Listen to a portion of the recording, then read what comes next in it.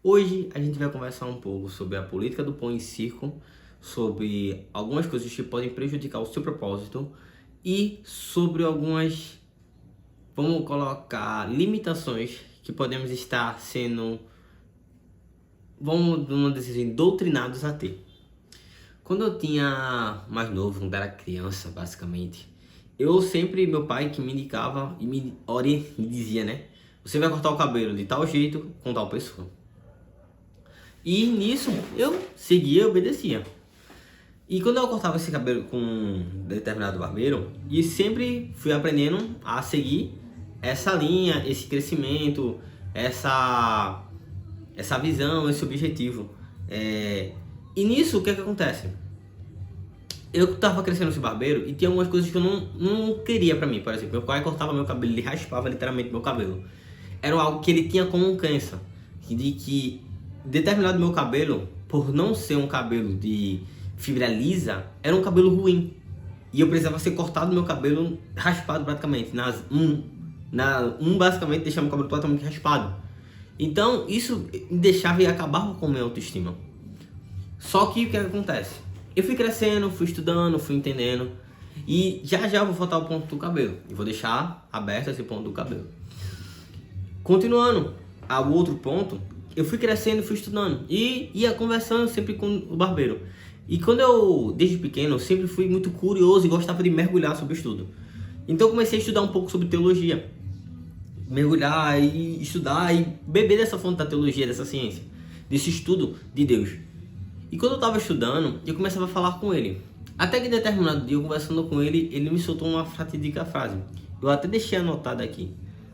Ele disse assim: olha, você continue assim estudando, é muito bom, agora você tem que tomar cuidado. Não se pode estudar muito teologia, pois você pode acabar endoidando. E nisso eu olhei assim pra ele e fiquei: como assim estudar pode me acabar endoidando? Como assim eu posso surtar estudando teologia? E eu fiquei assim, vamos dizer assim, caducando isso na minha mente, né? Que esse linguagem é um pouco nordestino. E eu comecei a me refletir sobre isso. E hoje, tendo essa maturidade e tendo estudado um pouco, eu acredito que aquilo se chama preconceito. Mas peraí, antes de você entender o que é essa palavra preconceito, eu vou contextualizar ela para você. Vamos lá. Dentro do universo do estudo psicológico, o que é um preconceito? As pessoas acreditam que um preconceito é racial, um preconceito de etnia, cultural, que existe. Mas um preconceito vem de um termo, se dividirmos a palavra, etimologia da palavra, antes, conceito. Ou seja, é um conceito pré-estabelecido. E é nessa essência de conceito pré-estabelecido que eu venho. Ele tinha um conceito pré-estabelecido na mente dele de que estudar teologia era errado. Ou errado não, né? Estudar teologia podia fazer a pessoa endoidar, então ele não deveria estudar.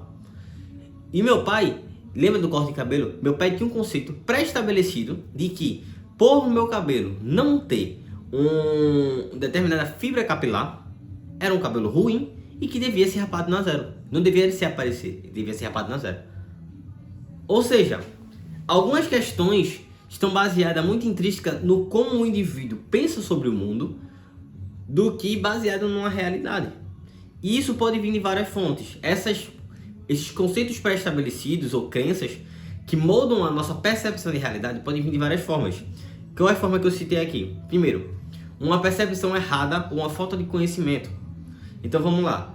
Dentro dos estudos da teologia, voltando para o barbeiro, são conceitos complexos e abstratos tentando entender o contexto de Deus sem conseguir entender basicamente todo, porque se nós somos criação, nunca a criatura vai conhecer o seu Criador por completo, a não ser que quando a gente chegue na eternidade.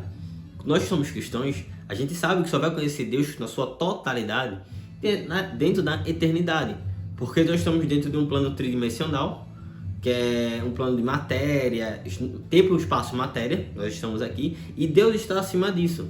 Deus, ele não foi criado, Deus não tem início, nem meio, nem fim, e Deus, ele não, como podemos dizer, tempo, espaço, matéria, ele não tem dimensão, ele é espiritual, então é algo que transcende essa dimensão. Então é algo complexo para uma pessoa que não compreende o universo teológico de Deus, E é difícil dela conseguir compreender. Porque entra num campo de filosofia, compreensão, fé, que a gente vem baseado em dúvidas e em questionamentos. E para algumas pessoas, por a gente ter dúvidas, questionar, isso para ela pode se tratar como loucura. Ou seja, quando você busca uma verdade para muitas pessoas e tem a sede por uma verdade, por elas quererem ficar presas ao plano delas, elas acreditam que aquilo que está fora é loucura. E nós vemos muito isso tratado na política, quando pessoas que têm um movimento de ideias de esquerda não conseguem concordar quando pontos racionais da direita são colocados, porque estão tão intrínsecos ao universo dela que qualquer coisa que aquela pessoa fale é errado. Então, por exemplo, isso é chamado de rotulação dentro do argumento de oratória, da oratória e da retórica. Como assim? Para, por exemplo, doutrinar a população, o que as pessoas fazem? Elas rotulam aquilo que é contra aquele pensamento de uma forma que as pessoas abstenham. Então, por exemplo, quando uma pessoa de fora vai tentar, vamos botar assim, falar um ponto que vai contra esse ponto, a pessoa se bloqueia, fica com raiva e aí acontecem essas brigas. Então vamos lá, onde que acontecem essas brigas? Por exemplo, dentro do estádio de futebol, onde tem um conceito de que aquele inimigo, o time rival é meu inimigo, ele é meu inimigo. Então quando aquela pessoa fala do meu time, ela não está falando do meu time, ela está falando de mim. Isso acontece dentro da política quando uma pessoa vai falar, vamos lá, os dois movimentos maiores do Brasil, o movimento bolsonarista e o movimento de Lula, o lulista ou do PT. Esses dois movimentos, se um opõe ao outro, uma pessoa contrária ao outro, ficam discutindo, porque parece que não está falando de Bolsonaro e Lula, parece que está falando delas mesmas, dentro dessa visão delas mesmas.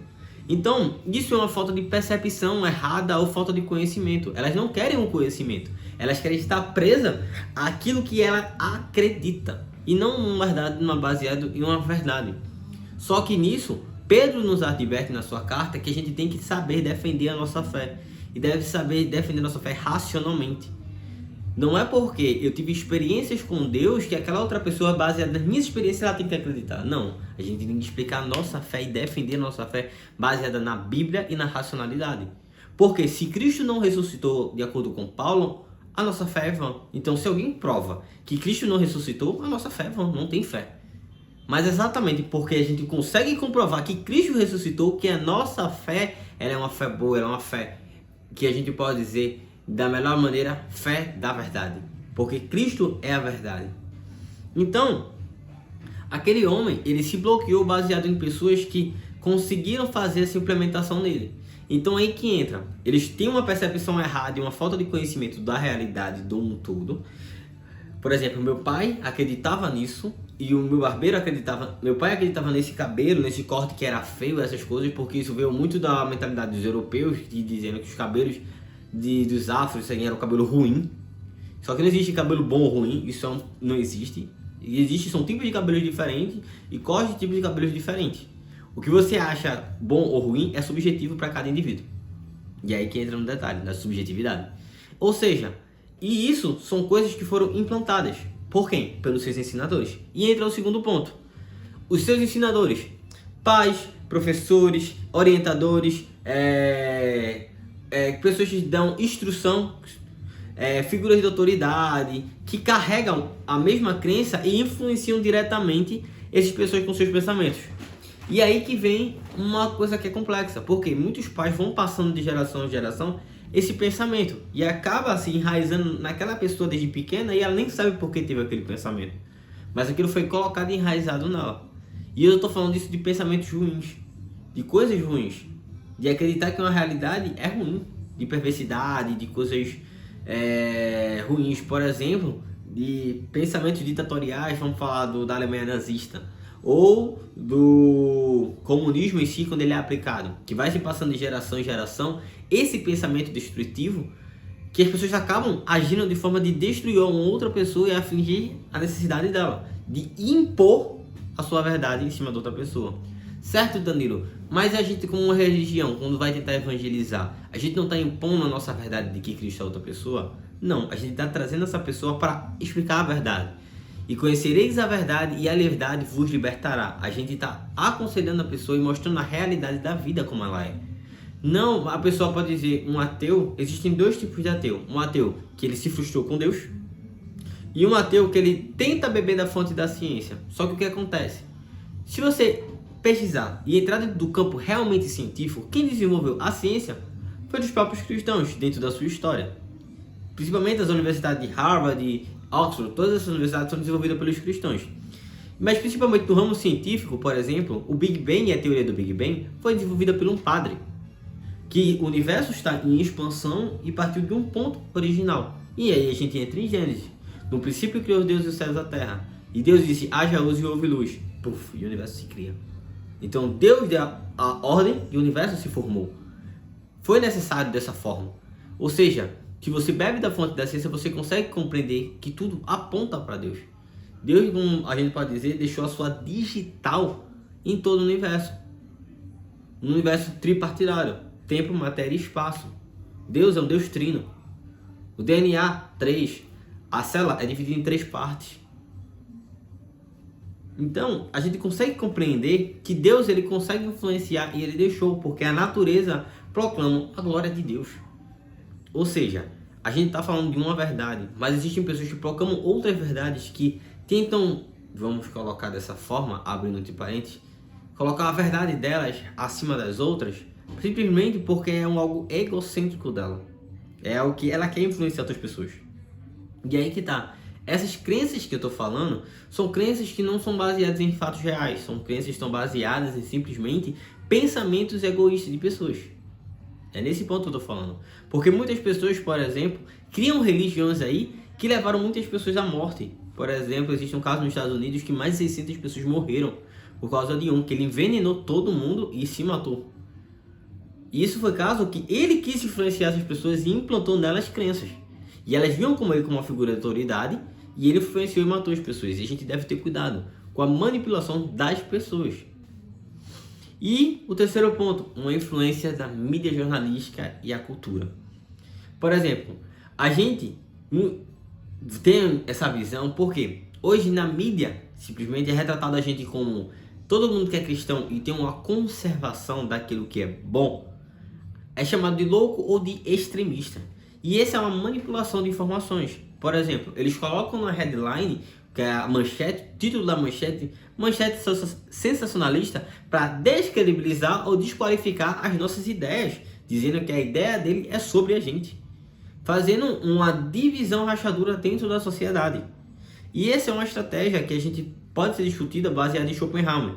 Usar um rótulo de forma de controle de narrativa para fazer a sociedade acreditar que isso é ruim. E foi assim. Hitler criou uma narrativa para dizer que a raça ariana era superior e que os judeus, cristãos, negros, entre vários outros, mereciam castigo porque eles não eram da raça ariana. E isso prejudica a sociedade. E muitos assim são utilizados e influenciados para governar e utilizam esse poder de influência. Por exemplo, o imperador na Roma Antiga, ele não conseguia falar diretamente com o povo, não tinha televisão, as cartas demoravam muito para chegar, não tinha como fazer impressões em grande quantidade, tudo era escrito à mão, então como era? Ia pegar 300 pessoas e escrever uma carta, cada 300 pessoas escrever 300 cartas e entregar, era muito difícil. Então o que ele fazia? Ele colocava pessoas em determinado ponto da cidade para falar para a cidade. E ele falava isso e ele fazia implicações na cultura para que a sociedade acreditasse que ele era uma coisa boa. E essa cultura é chamada política do pão e circo. Como assim? Ele fazia que as pessoas entrassem dentro de, por exemplo, do Coliseu, dava alimento para as pessoas e também faziam com que as pessoas se divertissem e assim acreditando que estava tudo bem. Só que isso é errado, totalmente distorcido. As pessoas estavam passando fome, mas de segunda a sábado, no domingo, ele entregava um pão à pessoa, um circo à pessoa ali, um entretenimento, e a pessoa tá tudo bem e voltava a acreditar naquele imperador. E isso a gente vê principalmente nas mídias televisivas, que as pessoas pagam para influenciar as outras. E isso aqui é para despertar você para o ponto de, será que eu não estou sendo influenciado ou esse pensamento é baseado numa realidade? Por exemplo, no jornal de meio-dia que a gente abre, vê muito morte, roubo, assassinato, que não estou dizendo que não acontece, mas você sabia que muitas dessas matérias que são divulgadas em massas é porque empresas de, por exemplo, seguros pagam essas reportagens? pagam para os jornalistas fazerem essa reportagem para divulgar, para que os seguros de pessoas tenham mais medos e os seguros aumentem para venda? Caso você não saiba, acontecia isso.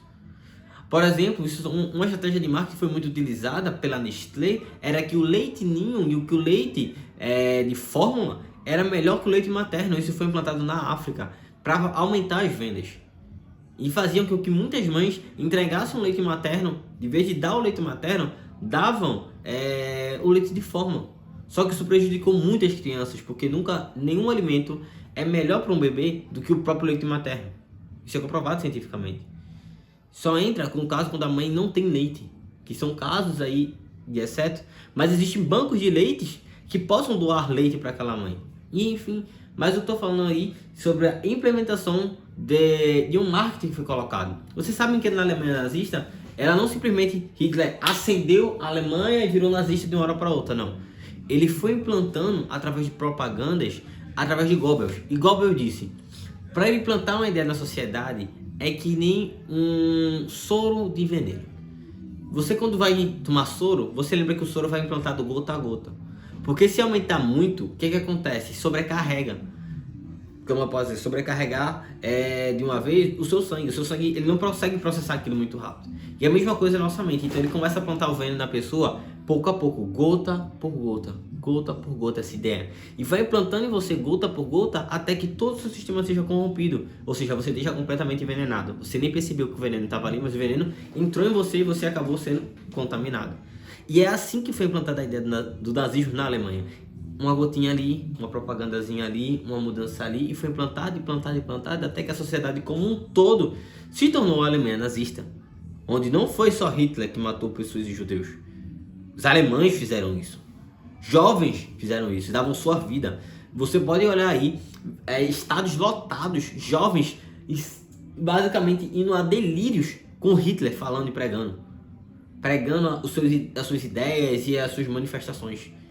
Então, isso acontece fortemente no Brasil, onde hoje, por exemplo, nós temos um ex-presidiário que não foi inocentado, que é condenado e culpado no poder, onde as pessoas vendem essa ideia de que roubou, mas fez. Roubou, mas fez? Como assim? Não existe isso. Se ele roubou, ele tem que pagar. E ele não deve sentar na cadeira presidencial porque ele não tem integridade. Por isso que estão acontecendo mais escândalos e mais escândalos. O rombo do INSS está aí. E esse vídeo é para mostrar para vocês até que ponto se chega. Ou seja, para uma pessoa que tá lá, que hoje está ascendendo no poder, foi porque pequenas pessoas foram influenciadas. Assim como meu pai foi influenciado a pensar que cabelo assim, cabelo afro é ruim, assim como o meu barbeiro foi influenciado a pensar que teologia estudar muita teologia leva a pessoa a surtar, que é loucura. Ou seja, a gente deve tomar cuidado com o que a gente está bebendo, a fonte da gente está bebendo e principalmente com as crenças que a gente está vivendo. Porque esses preconceitos que a gente tem em si mesmo podem prejudicar uma sociedade como um todo. Ou seja, conceitos que foram pré-estabelecidos pouco a pouco fizeram a Alemanha nazista. E aí que está o perigo. Então, seu futuro depende do que você aprende hoje, exatamente por um desses motivos. Eu quero trazer você a acordar para a realidade. Para que você continue aprendendo e que mais pessoas continuem aprendendo, incentive meu canal compartilhando com outras pessoas. Manda no zap naquele grupo da família, compartilha no Instagram, no direct, para que mais pessoas estejam escutando, tá certo? Aqui vai estar minha foto aparecendo aqui, para que você possa se inscrever no canal. E aqui, nesse card, vai estar aparecendo um vídeo para que você continue aprendendo com o meu canal. Até o próximo vídeo.